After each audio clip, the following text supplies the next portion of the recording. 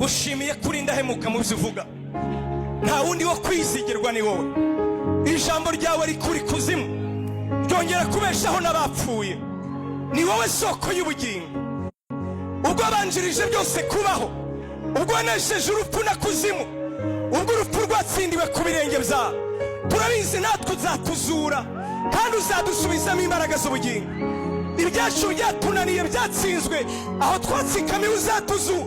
Tuguhanze amaso Yesu, uri wa kwizigirwa wowe, wanesheje urupfu na kuzimu, wanesheje Satani. Cyubahiro ni icyawe, cyubahiro ni icyawe, cyubahiro ni icyawe, cyubahiro ni icyawe, cyubahiro ni icyawe, cyubahiro ni icyawe, cyubahiro ni icyawe.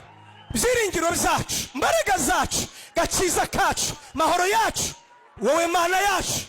Ubwo wazutse natwe tuzazuka, ibyacu bizapfuye bizabaho, buri wese mu ruhande rwe. Ndabizi iyo wivuze, wowe ntare yo mu muryango wa Yuda, ibizapfuye byose birazuka. Wahamagaye Lazaro, uri Imana itarangizanya natwe.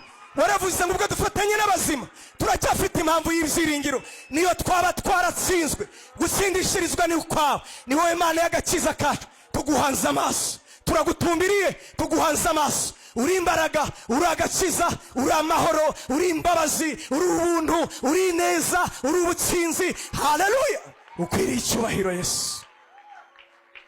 Tunejejwe n'amasezerano yawe, tunejejwe n'amasezerano yawe.